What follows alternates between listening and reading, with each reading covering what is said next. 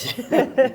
Ó, a Maura é graduada em Pedagogia pela Faculdade das Américas, especialista em Educação em Direitos Humanos pela UFABC, pós-graduada em Docência do Ensino Superior, especialista em Educação à Distância, educadora social pelo SENAC.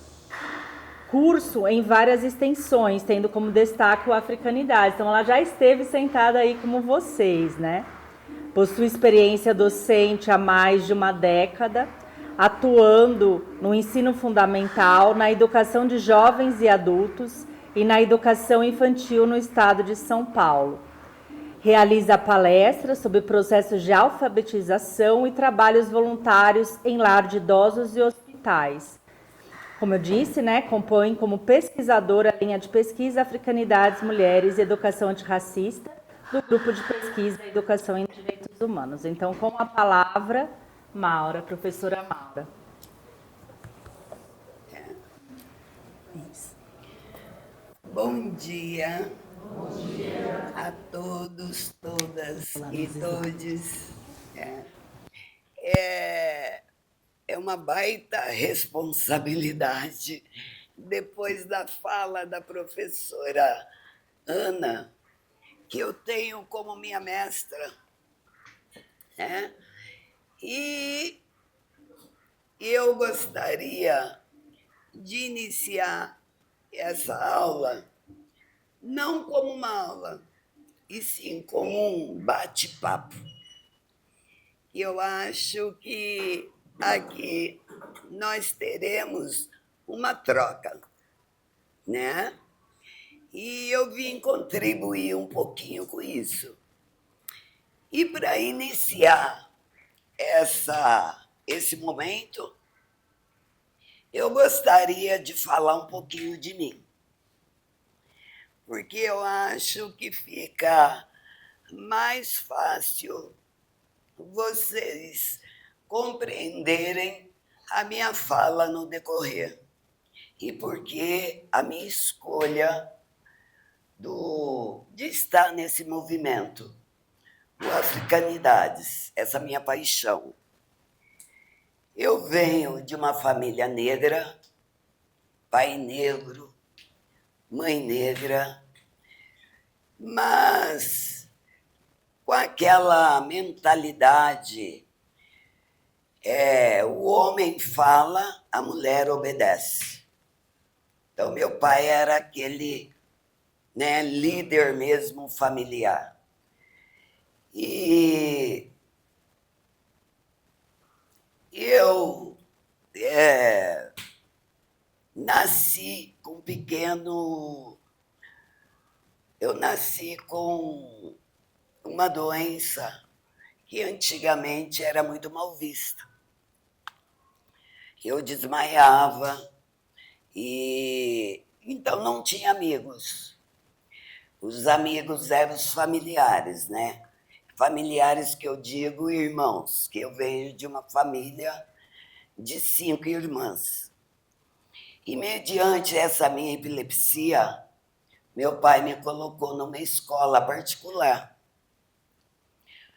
mesmo não tendo tanto recurso. Mas ele me colocou porque ele falava: se você desmaiar, pelo menos eu vou ficar sabendo, porque eu pago a escola. E com os 6 anos, eu me lembro que eu era sozinha, até que chegou uma amiguinha na escola e se prontificou, às vezes, falar comigo. Longe dos brancos, que era uma escola que só estudavam pessoas brancas. Negra era só eu. Então, aquelas crianças eram proibidas de chegar perto de mim, de falar comigo.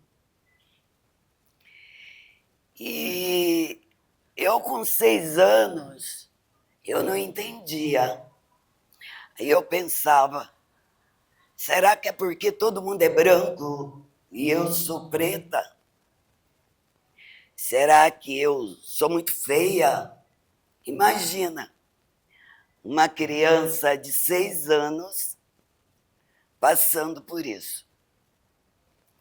E um belo dia, essa amiguinha minha, Dani, chegou na sala e falou para mim: Maurinha, eu descobri uma maneira de todo mundo falar com você, de todo mundo ser seu amigo e de você poder brincar com a gente.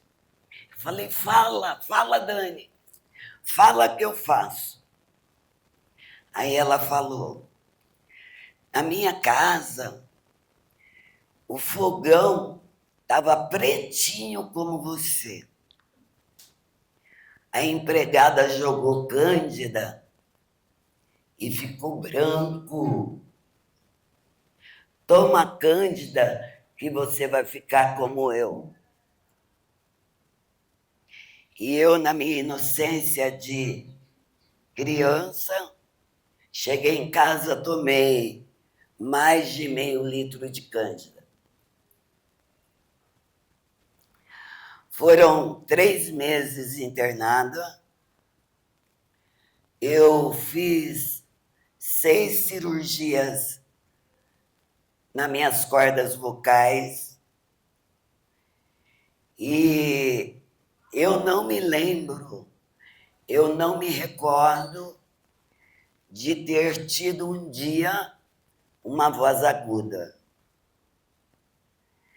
E todos os dias eu volto aos meus 6 anos, todos os dias. Principalmente quando eu estou na escola e alguém se direciona a mim. Aí diz: você está roquinha, eu vou te ensinar algum xarope, alguma coisa para sua voz melhorar. Não melhora. Por muito tempo... Vocês estão me ouvindo? Por muito tempo, eu me recusei a falar, porque eu tinha vergonha. Tinha vergonha das pessoas. Eu usei um aparelho na garganta que tem que fazer um buraquinho. Aí depois que eu me casei, que eu sou de Minas, mineira, vim para São Paulo, meu marido procurou todo o recurso, mas não existe. Todos os médicos dizem: dê graças a Deus por você falar e estar viva.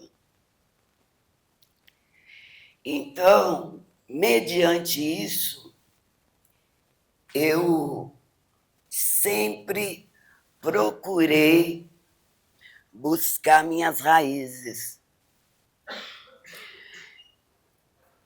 Gente, vai ser um pouco difícil, esse microfone não está muito legal. Assim? Tá. Então, mas eu acho que está dando para mim entender, né? Dá? Vamos tentar. Se não der, vocês me avisem, tá? E quando eu fico nervosa, geralmente eu fico mais rouquinha, né? E pode ter certeza que eu estou hiper nervosa. Porque, para mim, é um sonho estar aqui na frente falando com vocês. É uma honra. Então, eu sempre ouvi da minha mãe assim: filha, quando você for procurar emprego, se você vê lá, precisa de menina, moça, de boa aparência, não vá. Porque boa aparência tem que ser branco. Nós negros não temos boa aparência. E eu cresci ouvindo aquilo. E o meu pai, naquele raciocínio, vai tirar o primeiro grau, tá bom. Mulher não tem que estudar muito, que é perigoso. Ele tinha essa mentalidade, né? E eu não aceitei aquilo. Aí o que aconteceu? Porque eu queria estudar, eles não aceitavam. Aí, aos 17 anos, eu vim para São Paulo para morar com uma tia. E aí aqui eu me senti dona do mundo. Aí eu falei, eu vou realizar meu sonho, eu vou estudar. Então, como lá eu só tinha feito Fundi 1, que eles me permitiram, aí eu fiz o ensino supletivo, mas não achei legal. Mas já, opa, tem um médio. Agora eu vou fazer uma faculdade. E pá, fiz a faculdade. Mas também não achava. Eu tenho sede de estudo. E sempre buscando a minha ancestralidade, que eu acho muito importante. Né? E eu tinha um sonho de entrar numa universidade federal. Mas todo mundo falava, impossível, isso aí é só para rico. Não é para pobre. E aí eu entrei no processo seletivo e entrei na UFABC. A primeira vez que eu entrei, que eu pisei, eu chorei, mas chorei muito, porque era um sonho. Né? E estar nesse movimento Africanidades, eu costumo dizer, existe duas Mauras.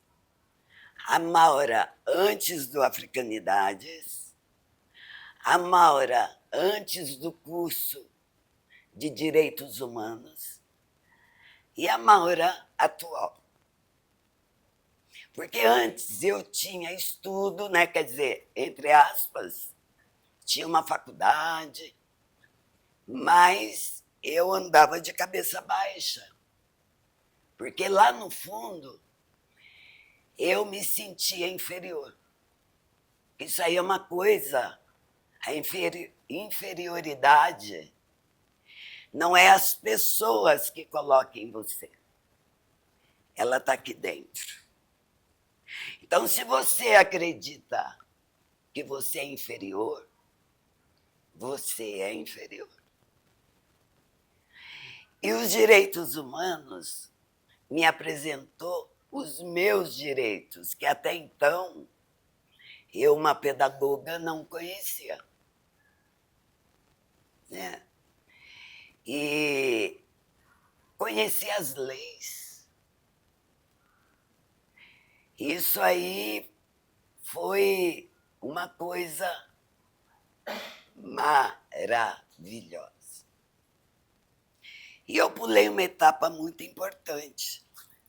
Antes de eu vir para São Paulo, eu já lecionava lá em Minas. Porque como eu morava na zona rural, lá se você sabe ler, você vira professora. Né? E o que aconteceu? Eu alfabetizei minha mãe. Eu descobri aos 15 anos que a minha mãe era analfabeta. Até então eu não sabia. Eu tinha uma visão assim, será que essa mulher não é minha madrasta? Eu acho que ela não é minha mãe, não.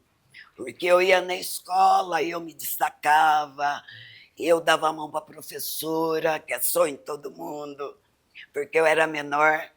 Dia das Mães, eu fazia a parte teatral, né? Porque eu era pequenininha, todo mundo me aguentava, jogar para cima.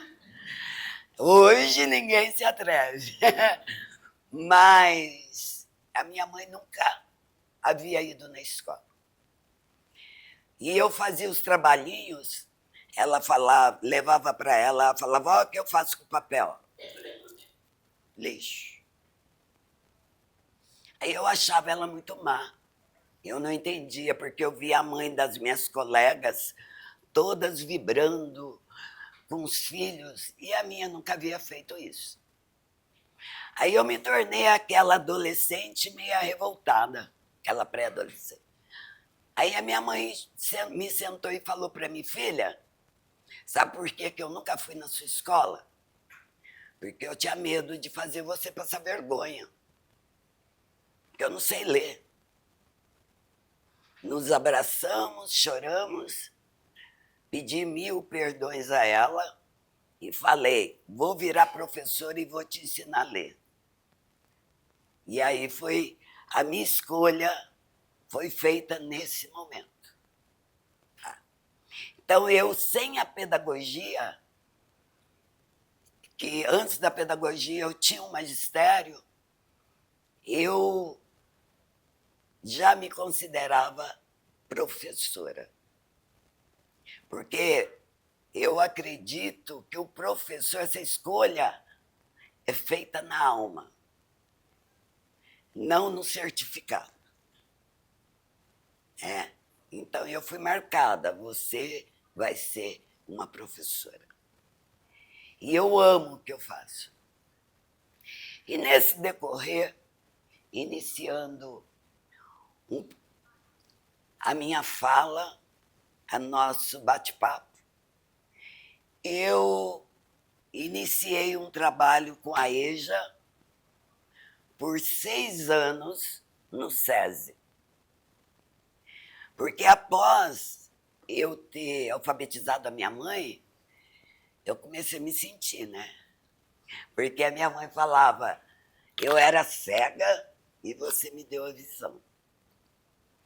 Então, todos os idosos que eu conhecia, eu, com algum jeitinho, dava um jeitinho de dar um papel para mandar ele ler, para me saber se ele sabia ler. Ah, não sabe? A senhora quer que eu lhe ensino? Então, no meu bairro, eu comecei a dar aula voluntária na EJA. Enquanto meu marido tinha condições, ele alugou um espaço aos sábados e eu me disponibilizava 2 horas para lecionar EJA. E isso foi por 4 anos. Não ganhava nada, mas money, né? Não. Mas aquele reconhecimento, aquele sentimento de dever cumprido, de resgate, né, o que eu falo ali, é um resgate social. Trabalhar com a EJA é um resgate social. Aí depois eu iniciei no SESI. Pode, por favor. Deixa eu vir aqui, porque a visão já... Quando a gente passa doenta, fica mais difícil. Então, a escolha desse tema foi que eu comecei a trabalhar no SESI com a EJA. No Brás, numa escolinha ali no Brás, trabalhando com esses alunos. Eu estava, na época, com 23 alunos, e eu senti que eu estava ali na sala, eu não tinha alunos, eu tinha ouvintes. Sabe assim, todos retraídos. Eu tinha 2 alunas negras, retinta mesmo, e eu sentia que elas tinham aquela, sabe, tipo assim, é negra como eu, tá aí falando quem ela pensa que é. Então não me dava aquele espaço. Aí, aos pouquinhos, jogando um grãozinho ali, outro ali, plantando uma sementinha, eu fui me aproximando deles. E nessa proximidade, eu descobri que eu tinha 23 alunos e 19 alunos não conheciam dinheiro. E eu falei, oi? Como assim? Então, eles conheciam, mas eles não sabiam dar troco. Eles recebiam, não sabiam se estava certo. E essas 19, o que predominava eram mulheres. E tomei a água da Proana. Segredo. Faz de conta que os dois é meu, né? E ela não ganhou dela. Pronto, fica melhor. Aí eu descobri que 19 alunas minhas eram costureiras, sacoleiras, vendedores ambulantes no Brás. Né? Vendiam. Então, aí eu comecei a conversar com as minhas alunas, numa pesquisa, pesquisando entre elas, conversa informal em sala de aula. Pro, mas nós não vai ter caderno? Não, primeiro nós vamos conversar. E, mas eu pensava que vim para a escola, tinha que ter caderno, lápis, eu quero ler, ué. Vamos conversar. Aí eu descobri que elas levantavam, quer dizer, saíam de casa 2 horas da manhã para ir para a feirinha da madrugada. 7 horas estavam na escola. Não dormiam. Elas não dormiam, viravam na costura. Aí eu, Dona Maria, dá dinheiro esses que a senhora faz? Ah, filha, eu ganho, dá para comer. Mas como é que a senhora trabalha? Eu faço a mercadoria, eu chego na loja, né? Eu vendo para o lojista, ele me dá o que ele acha que vale. E o pai, meu Deus, isso é uma escravidão. São escravos. Voltei no tempo, Zumbi dos Palmares. Escravos. Aí eu fui vendo, eu vi que os que vendiam bolo na rua, eles também não lucravam como as costureiras. Por quê?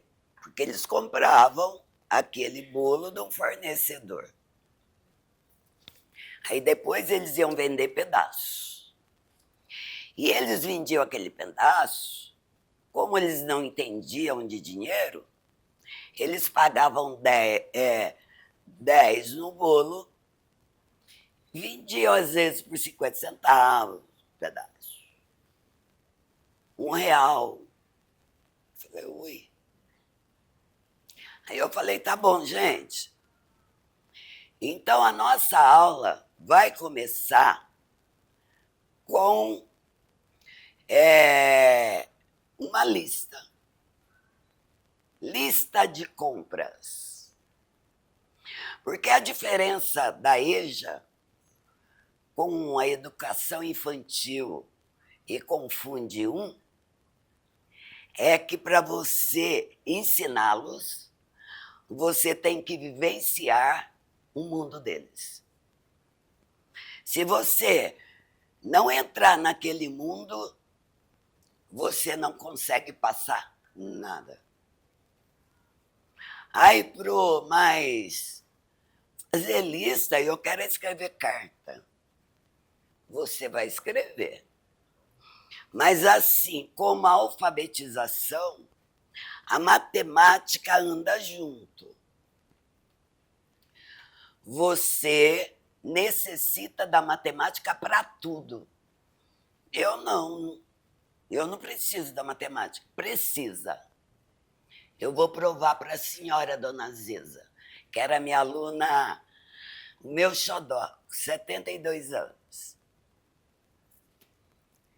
Que ano que a senhora nasceu? 50.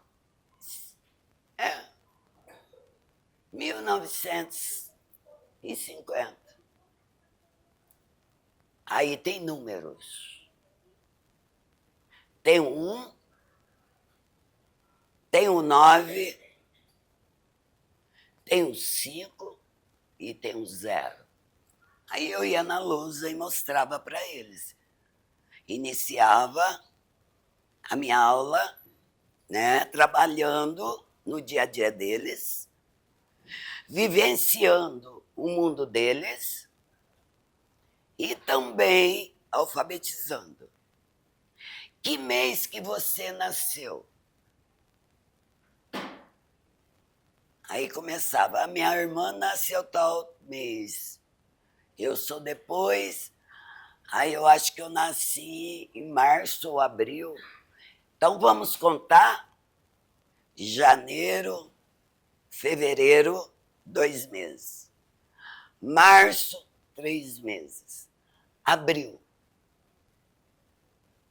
Matemática. Quantos irmãos a senhora tem, dona Ziza? Ah, eu sou de uma família de 15. Isso. Então, quantos membros tinha na sua família? Matemática. Professora, eu não tinha pensado nisso, eu não gosto de matemática, mas essa praga me acompanha. Sim, dona Ziza. Porque assim como a língua portuguesa, a matemática nós utilizamos para tudo. Tá? E nessa ansiedade que vocês têm de trabalhar, vocês já passaram, já pensaram, em algum momento, se vocês estão tendo lucro ou prejuízo? O que é isso? Lucro. Eu não sei o que significa isso. Lucro é quando vocês ganham. Prejuízo é quando vocês perdem. Dona Ziza, se a senhora comprou 4 panos de prato,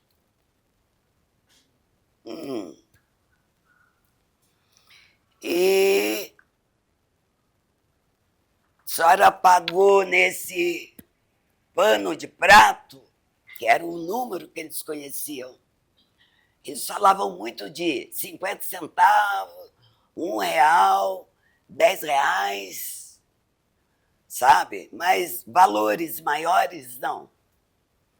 Então, se a senhora pagou R$10 nesses 4 panos de prato,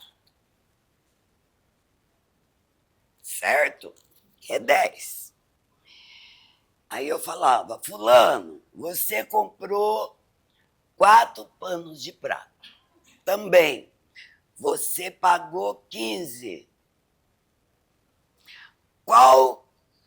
Quem teve lucro, quem ganhou e quem perdeu?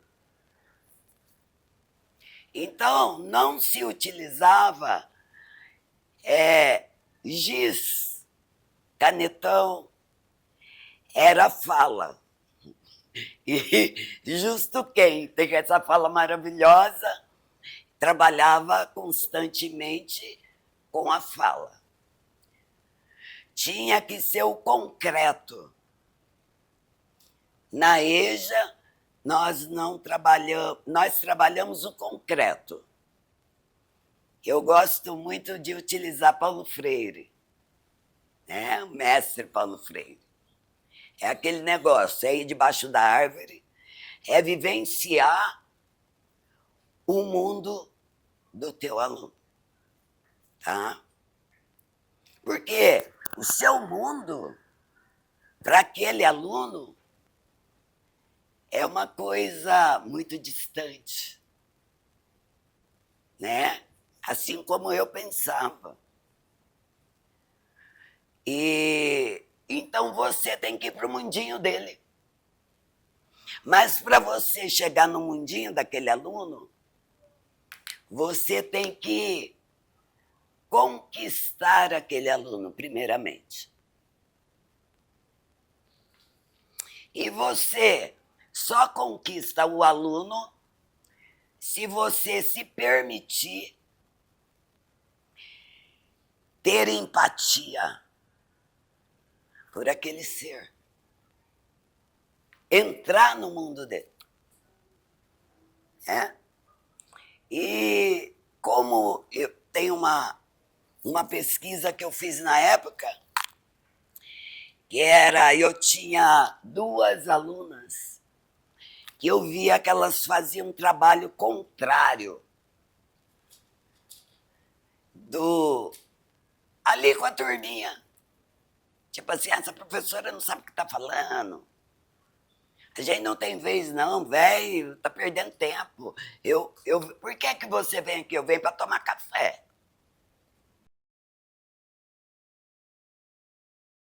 Tem café, a gente ganha café. Ah, eu venho porque eu tô paquerando fulano. Né? Mas, para aprender, não. Aí eu falei, gente, mas E elas eram minhas caçulinhas. Uma tinha 32 e a outra tinha 27. Né? Então, quando elas chegavam, parava a sala. Porque era alunos de 72, de 65, e depois tinha mais mulheres, 22, 19 mulheres, mas depois foram entrando homens. Chegou um tempo que eu não tinha cadeira para colocar na sala. Aí eu pegava a minha e não pode sentar, não. Entendeu? Porque depois eu fiquei chique, sabe? Eu acho que foram aquele trabalho boca a boca. É o que eu falo, certificado, conhecimento, temos que ir atrás. Principalmente nós da educação. Nós não podemos parar nunca. Mas a vivência é tudo. É coisa que vocês nunca irão encontrar nos livros. Né? Porque ali é o colocar a mão na massa. Né? E aí eu levei para dentro do SESI o empreendedorismo. Tá? Eu falei com aqueles alunos, essas 2 alunas minhas, se puder dar uma corridinha, eu agradeço. Isso. Essas 2 alunas minhas que tinham uma certa resistência, eu falei, eu vou falar a linguagem delas. Aí eu levei a Adriana Barbosa. Quem é a Adriana Barbosa? Ela é a fundadora da Feira Preta aqui em São Paulo. Hoje conhecida nacional e internacionalmente. Eu levei a história de vida da Adriana Barbosa para a sala de aula. Qual é a história dessa fabulosa mulher preta? Administradora, graduada, e ela se viu desempregada. mãe solo. E aí o que ela fez? Ela catou as roupas que ela tinha de melhor do armário dela e resolveu fazer um brechó. E começou tudo em 2002. E aí, aquelas roupas, lógico, foram acabando e ela começou a trazer amigas para aquele brechó. E foi crescendo. Olha lá. Ó. Adriana Barbosa fundou a Feira Preta em 2002. Inicialmente como uma pequena feira de rua na Praça Benedito Calixto, em Pinheiros, na zona oeste de São Paulo. O evento começou em um brechó, como eu disse, na Vila Madalena. Ela formada, tinha um certificado lá, gestão de eventos nas mãos, mas desempregada. Quando a gente está desempregada, aquele certificado não vale muita coisa, porque a gente tem urgência. É para comer, as contas não esperam. Né? Eu já pedagoga, eu me vi fazendo faxina várias vezes. Não me envergonho e sempre que precisar irei fazer. Que é uma coisa meus pais fizeram bem feito. A minha mãe me ensinou a ser uma boa dona de casa. Então eu sou até meio chata. Agora melhorei um pouco, porque a correria do dia a dia, a gente não tem tempo, né? Mas sei limpar. Eu lembro que a minha irmã falava, eu nunca vou limpar a casa de ninguém, eu vou casar com um homem, eu não vou limpar a casa, eu vou ter empregada. Aí a minha mãe falava, mas para você ter empregada, você tem que saber fazer. Porque se você não souber fazer, você não vai poder orientar. Né? Então, palavras sábias dela. E eu levei, e essas alunas, elas ficaram apaixonadas pela história dela. Ali está mostrando lá o início, né? O movimento lá, para vocês verem, era uma coisa bem básica. E aí, o que ela fez? Quando ela se viu que não tinha mais roupa para vender, ela começou a fazer bijuterias. Sabe? Eu vou fazer isso para vender. Aí ela começou. Ia para a rua. Aí ela pegou umas araras, começou lá nas ruas principais de Vila Madalena. Aí começou a incomodar. Aí o pessoal, os lojistas, o povo branco, bora correr com ela daqui. Aí ela falou, tá, então se eu não posso ficar na rua, eu vou criar o meu espaço. Aí iniciou a Feira Preta, que hoje é um movimento, como a professora falou, é o Black Money, o movimento, o poder, é um empreendimento, porque essa palavra nasceu nos Estados Unidos. Lá era vista como dinheiro sujo, o significado. Mas uma pessoa sábia, um negro cansado de ficar de cabeça baixa, ele falou, não, vou mudar, vou transformar isso num empreendimento. Eu quero fortalecer o empreendedorismo negro. Nós temos que acreditar em nós. Se nosso grupo não acreditar em nós mesmos, continuaremos na escravidão. E esse movimento, né, hoje ele está ganhando espaço cada vez maior. É no cabelo. Antes, o negro, ele não conseguia uma base. Não tinha empreendimento, não tinha mercado para a pele negra. O cabelo negro.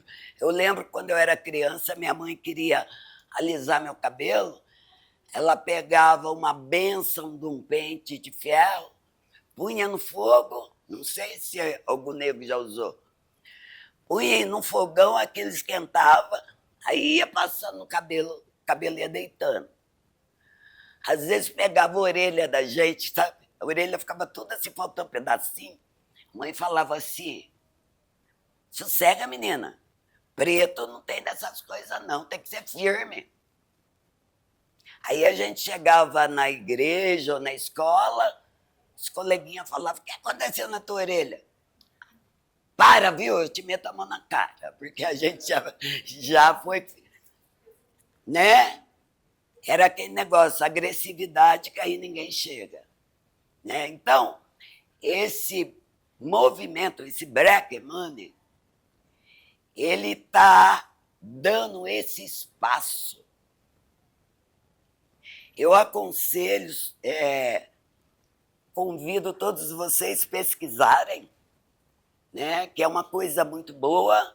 Aqui em São Paulo nós temos vários espaços que trabalham com esse empreendimento, né, que para hoje em dia não podemos ser hipócrita, dizer, não, eu trabalho porque eu gosto, não pelo dinheiro.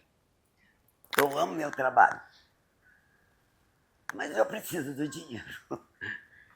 Né?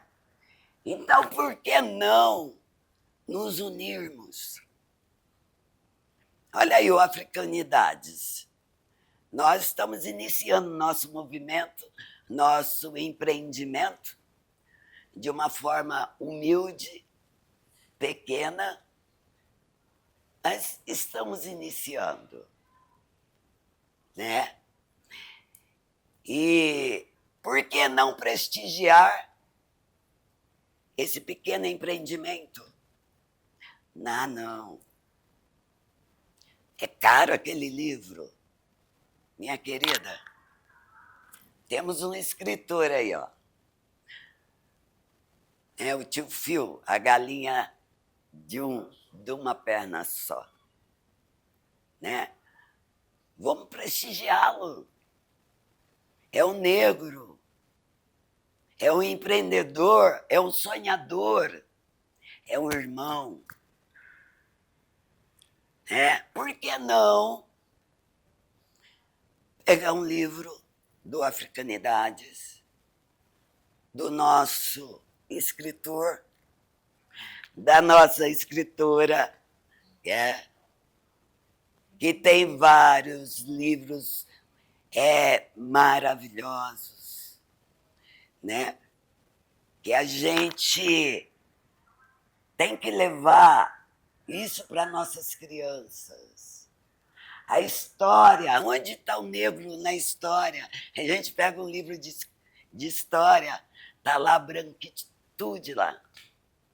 Mas a nossa história, se não tem, vamos pesquisar, vamos empreender, vamos aprender a fazer uma boneca, né?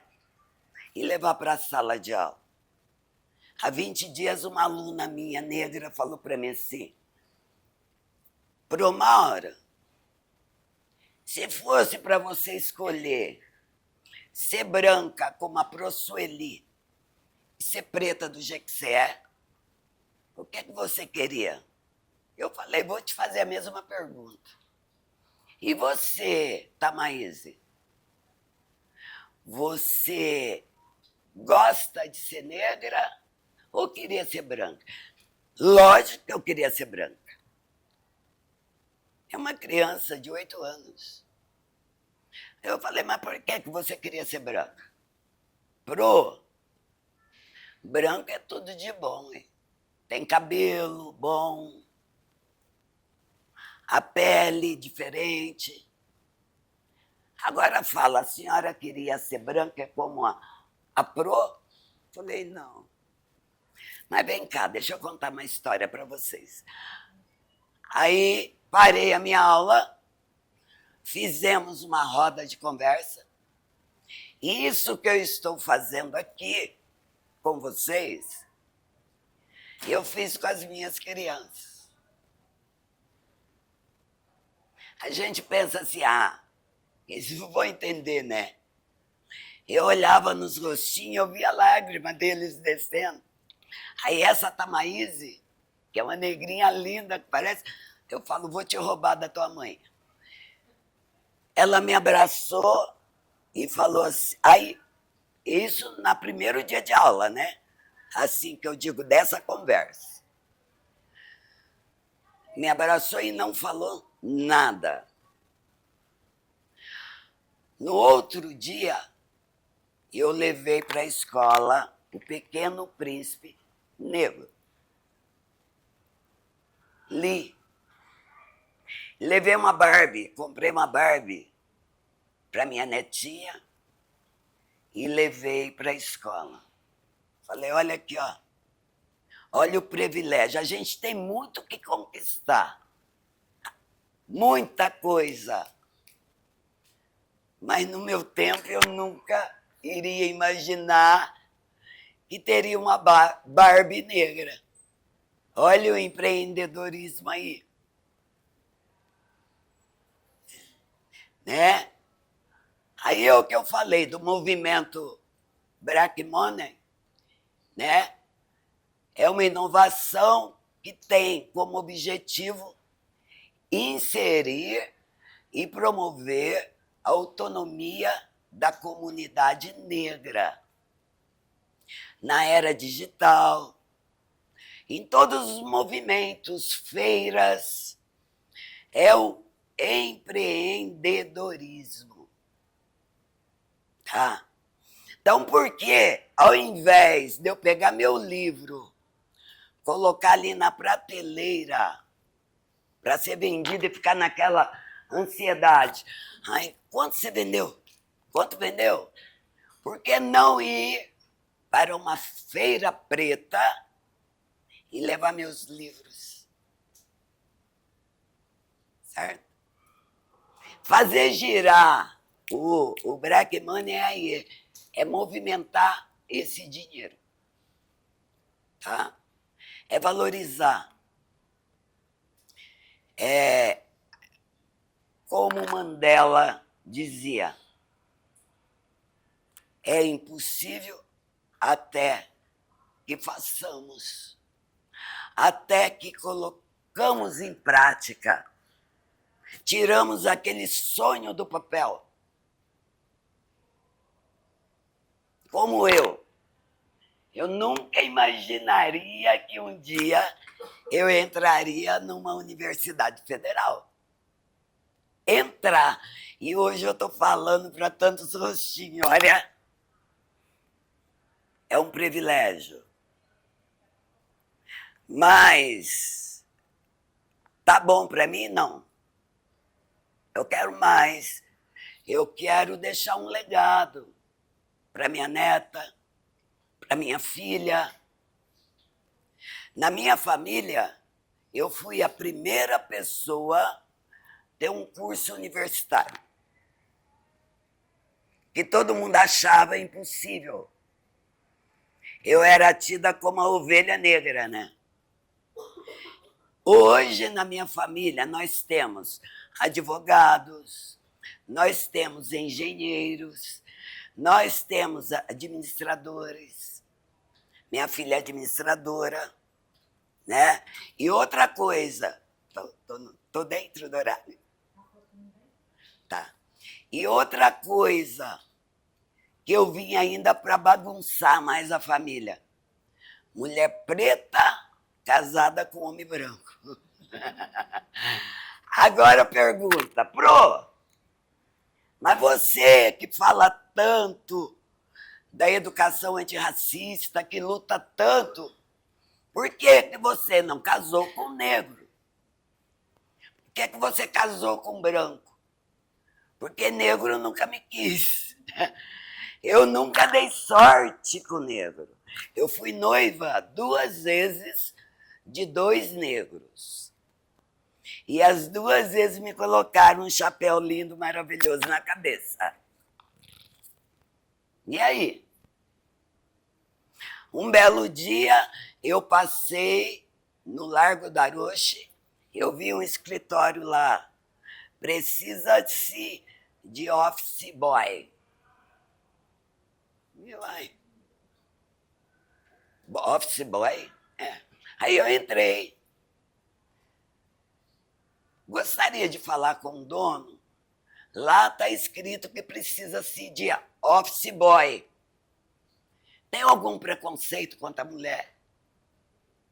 Aí ele falou, se tiver competência para fazer o trabalho. Eu falei, ixi, para mim é mole pro gato. Não conhecia nada daqui de São Paulo. Primeiro local que eu fui, que ele mandou levar os documentos, eu me perdi. Aí eu cheguei lá na empresa e falei, moça, é meu primeiro dia de serviço, pelo amor de Deus, me empresta dinheiro pro ônibus, senão o homem vai me mandar embora. Aí me emprestou o dinheiro, eu voltei. E foi muitos desafios. E hoje esse chefe é meu esposo. É meu marido. Entendeu? Então, quer dizer, não foi uma coisa que eu procurei, foi uma coisa que aconteceu. Ele se tornou meu melhor amigo, né? Ele achava eu muito engraçada, ele, ao mesmo tempo, ele achava a minha história de vida muito triste. Ele sempre falou para mim, Mo, escreve um livro, teu negócio dá um livro, escreve um livro. Eu falo, um dia, se for da vontade de Deus, vai dar certo. E então eu digo para vocês, não sei se pude contribuir com alguma coisa com esse nosso bate-papo, mas para mim foi um prazer maravilhoso, grande demais. Gratidão. E se alguém quiser...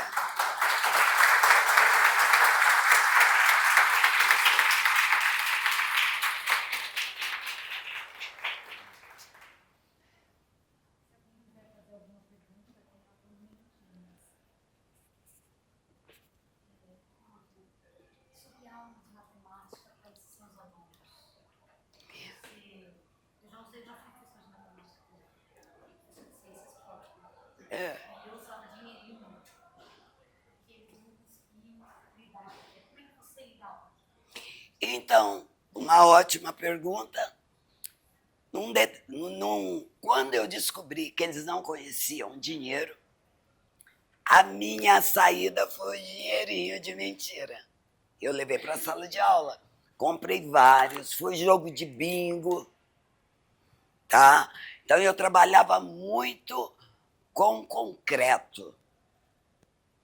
A diferença da EJA com a educação infantil e com o fundamental é o concreto, tá? Eu queria dar um recado para... Tá. Opa, desculpa.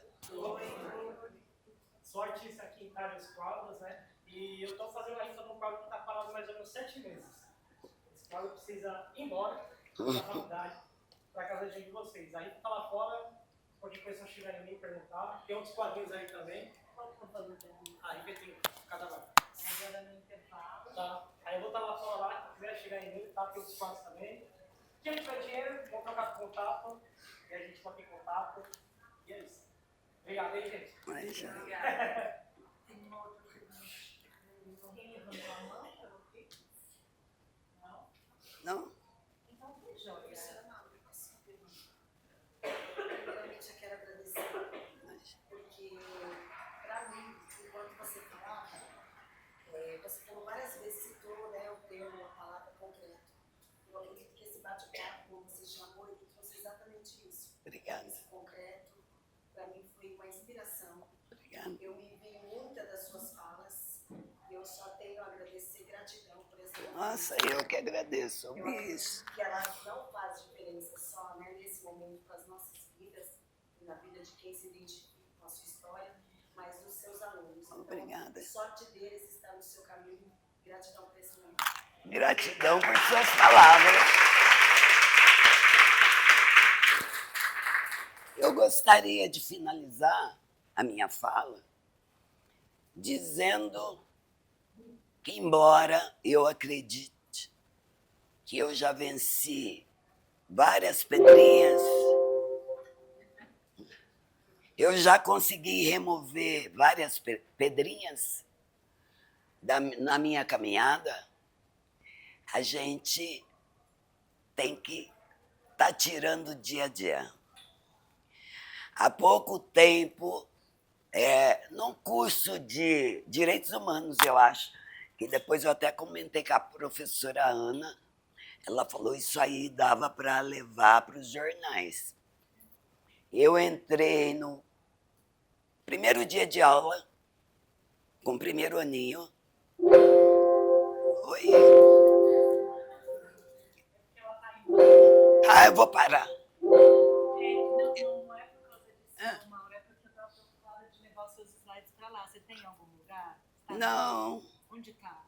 Só no computador. Mas você mandou para Natália? O que aconteceu? Não estava, cara. Mandei para a senhora, a senhora mandou para a Natália. Não tinha do Black Money. Não, coloquei agora. Tá. Coloquei agora. E Desculpa, não. era só uma tentativa de mandar para lá. Tá. Imagina.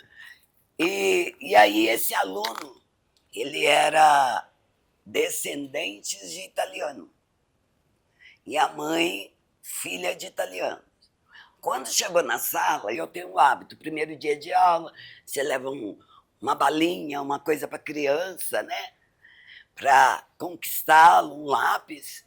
Quando eu fui dar um abraço na criança, ele afastou e falou, não quero ela. Não quero. E já começou a chorar, pular. Aí a mãe olhou em mim, eu falei, pô, eu posso ajudar de alguma forma? A minha olhou como se ela estivesse olhando para um bicho. Pegou a criança e subiu para a direção. E aí, no outro dia, quando eu cheguei para dar aula, essa criança estava na outra sala da professora, a Kátia, que era loira. Aí eu subi, fui lá na direção e falei, o que o meu aluno está fazendo na Procátia? Olha, isso aí vai ser uma dor de cabeça para você. A mãe não... Eles não gostam de negro. Foi a criação dela. E o menino não quer ser seu aluno. Vai ser uma dor de cabeça para você. Vamos se livrar dessa mãe. Eu coloquei lá na Kátia. Eu falei, legal. Colocou, né? Colocou. Então, a senhora faz a gentileza, pegue meu aluno, leve para minha sala, porque se a senhora não fizer isso, eu vou na Record, eu vou gritar, eu vou fazer um inferno aqui, porque o aluno é meu. Se a mãe não gosta da minha pele, o azar é dela. Mas eu quero. Aí eu sofri uma perseguição, foi aonde que eu tive... Trabalhei um ano terrível naquela escola. E era um local que eu era funcionária da prefeitura, ganhava bem, mas eu vi por melhor sair, porque eu não estava aguentando o estresse, sabe? Tudo era... Então, hoje em dia, isso aí aconteceu em 2022. Então, muito recente, né? E é isso. Então, não desistam, tá?